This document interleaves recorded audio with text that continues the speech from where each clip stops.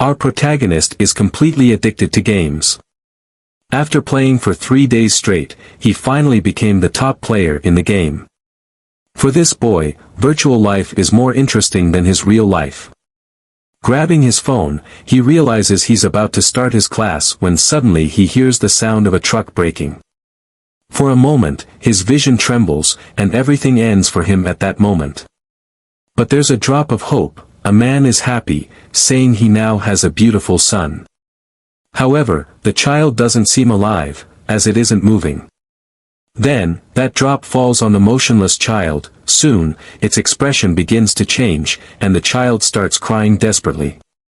The man is happy to see his child is healthy. With great joy, he tosses his child up with force. This child is the game-addicted boy who only remembers a truck coming toward him. In that instant, the boy realizes he's reincarnated and is now flying like a bird. For a moment, he wonders if this is really happening, and he finally confirms he's been reincarnated into another world. The boy is determined to live this new life differently. At that moment, his father picks him up and jumps to a distant place. Initially, the boy finds this new world much more interesting. After 8 years pass since his reincarnation, he begins recalling some memories of his past life and starts wondering why these memories are resurfacing now. Now that he has spiritual powers and lives in a wonderful, deserted rural area, his routine is training in combat methods with his father. The boy feels his current life is far more intriguing than his past one. His mother believes he has the talent to become something grand. However, he starts questioning why it took so long to reach the first rank in his training, so he begins planning a faster way to get stronger. His parents then receive an invitation from an elder to train him at a special training school, where we find out our protagonist's name, Scene. The elder believes Scene has significant potential and suggests he start as a novice apprentice. The elder also senses Scene's parents doubt his teachings, so he asks them directly if they have any concerns. Scene's father is uncertain how to explain his son's unusual strength, even from home training. So Scene decides to put his plan into action. He goes to a nearby forest and uses his weapon to shoot a squirrel.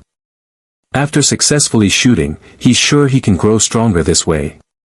Eventually, he finds a blacksmith who can create a firearm similar to one from his old world. Confident, he continues testing the weapon until a monstrous animal appears before him. The animal charges fiercely, and he shoots several times but can't defeat it. Then he decides to try a stone grenade to kill it. When he throws the grenade, his parents and the elder hear the explosion and rush to the location. Upon arrival, they find Scene holding a weapon, standing next to the lifeless animal, wondering what happened. Later, the elder scolds Scene for facing such a fierce beast alone at a low level, though Scene is thrilled to see the elder surprised. The elder asks how he managed to kill the beast so quickly despite its strength. Then, the master invites him to learn combat techniques, advising him to keep his true identity hidden. Scene is puzzled by this, so he asks the master what identity he's referring to. The master reveals that he's the son of 2 spiritual deities. Scene is stunned, realizing his parents never told him this. His parents are embarrassed, and the master questions why they kept it a secret. The master explains that spiritual deities have achieved the pinnacle of combat, a feat only a few have reached. Now, Scene stands at the academy's entrance as the master emphasizes that only elite students are invited to train there. Scene feels indignant at the idea of having to attend a school, even in another world. His mother is saddened that her son is growing up so fast, while his father consoles her, saying they can finally enjoy a proper honeymoon. Scene is embarrassed by his parents' talk of privacy and bids them farewell, heading to the academy.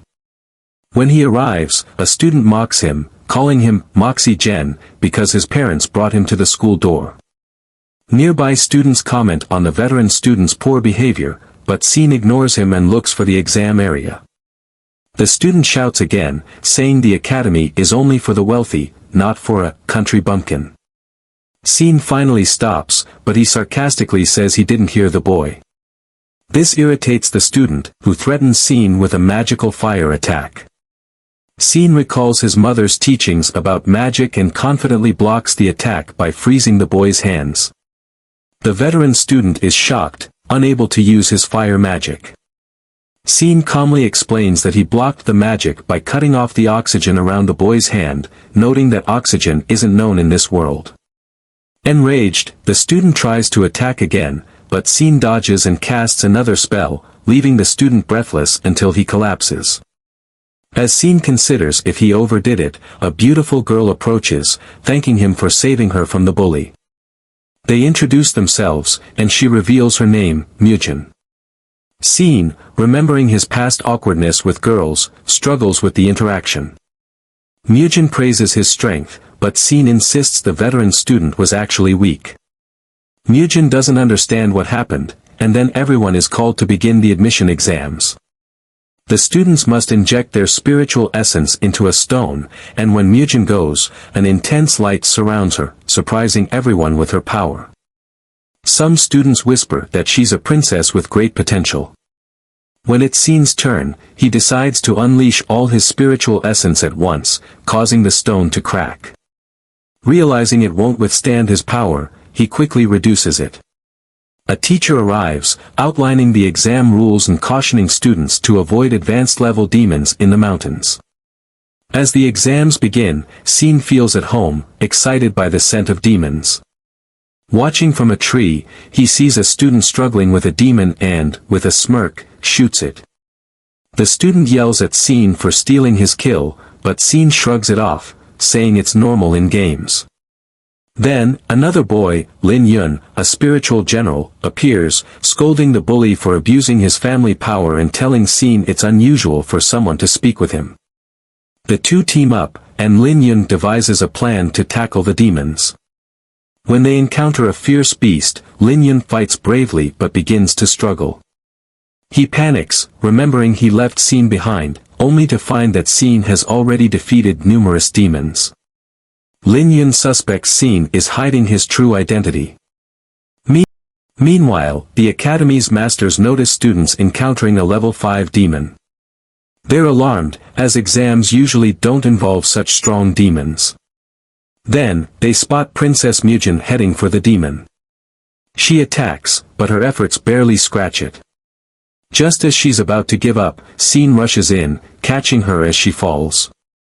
He suggests they leave quickly, but Lin Yun realizes Scene has experience with powerful demons and asks him to take action. Scene hesitates, then pulls out a grenade, throwing it at the demon. The explosion leaves only the beast's remains, shocking both Lin Yun and Mujin. Observing the map, the Academy masters are stunned to see the demon defeated. Back at the Academy, students are gathered, still unsure what happened. Mujin questions Scene's true identity, but Lin Yun advises patience. Then, the Elder Master gives a speech, urging students to dedicate themselves fully, warning that those who fall behind will be sacrificed. The Elder Master then praises the Academy's achievements, mentioning its role in maintaining peace. Scene is excited about the challenges ahead, though other students mock him for aiming too high. Lin Yun defends him, hinting at Scene's hidden potential. Suddenly, Scene is called to give a speech. He's taken aback but steps up, awkwardly stating he wants to be friends with everyone. The students grumble, believing he had helped defeating the demon, which frustrates him. Upset, he declares that in either world, will he be able to enjoy himself at school? Just then, someone places a hand on his shoulder, offering some advice. The Elder Master advises Scene to be more discreet, otherwise, he will have constant issues with the other students. The young boy assures the Master to stay calm, claiming no one could defeat him, but the Master responds that's exactly what worries him. The Elder Master insists that Scene must prioritize discretion so that no one uncovers his true identity. Scene reassures the Master that he'll keep himself in check. The following day, the teachers return with more exams, explaining how they will be conducted. The students, practicing their spells, are preparing for another exam. Then, Princess Muin steps up and initiates her attack on the target in the exam, unleashing her spell upon it. She names her spell and launches it, and immediately, her spell barrels towards the target with intense force. The princess's spell is so powerful that it shatters the target within seconds. Observing this, the students begin commenting on the princess's extraordinary potential. When she finally completes her attack, the other students start asking her to teach them. Next, it's Seen's turn to participate in the exam, and a few students begin mocking him. With a sarcastic look, Seen prepares to start his exam. Unexpectedly, he decides to use the same technique as the princess. He describes the technique, then prepares to execute it during the exam. Seen chooses to unleash the princess's technique at only 30% of its power.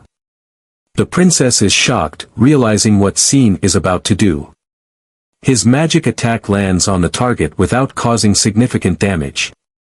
One student comments that although Seen's magic power remains low, it's still impressive for his level, and Seen finds this amusing. At that moment, Seen notices the princess looking visibly unsettled and makes an effort to downplay his potential. She glares at him with a furious expression, emphasizing that the technique he used is hers and that he mastered it simply by observing. Seen suddenly understands why Muin is furious with him. He takes a deep breath, feeling grateful that the class has finally ended, and notes to himself that it's still too soon to learn new spiritual arts. Unexpectedly, the princess approaches him, pressing him further, and Seen considers running away again. He decides to make a run for it, hoping to escape from Muin, but she pursues him. Out of breath, he stops and asks Muin why she's chasing him. She demands an explanation for what he did during the exam.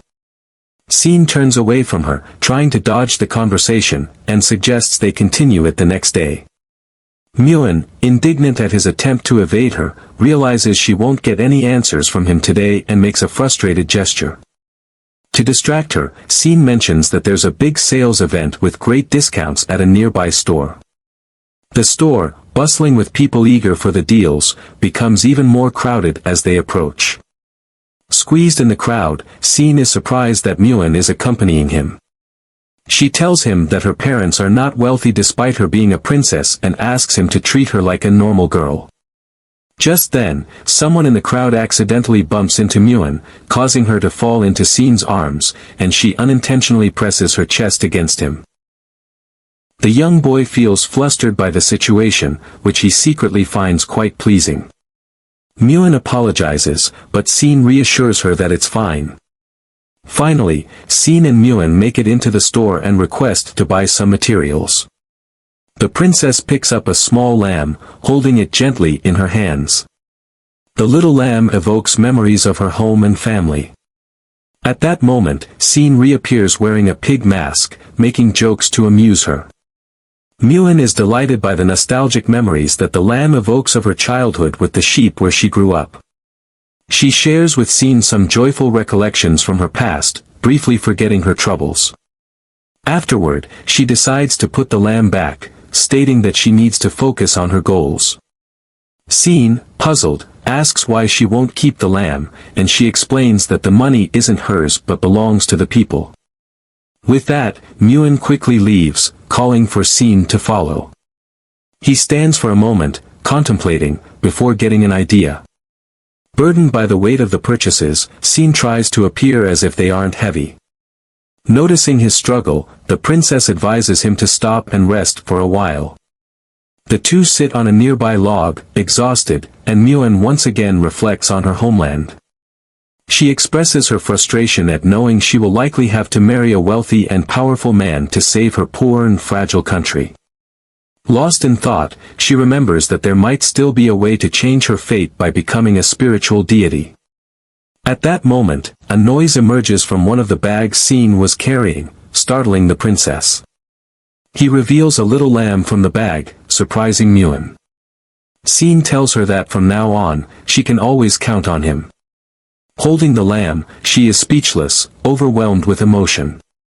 She subtly hides her feelings from Seen by hugging the lamb. Princess Muin then assures him that he can also always count on her. Now refreshed, the princess stands up, points at Scene, and calls him by name. He's taken aback, unsure of what's happening. Then, out of nowhere, she challenges him to a duel. Stunned by the sudden challenge, Scene hesitates, trying to figure out how to respond without embarrassing himself. He remarks that it's already late, but Muin declares loudly that no one will witness it, except for a professor who will soon arrive. At the academy, the professor invited to oversee the duel is curious about the duelists. When he arrives and sees who they are, he's surprised, recalling rumors that these two were the ones who defeated a level 5 demon. Scene, hoping to avoid the fight, asks the professor if he can decline. The professor explains that while he wouldn't be punished for refusing, it would be quite shameful.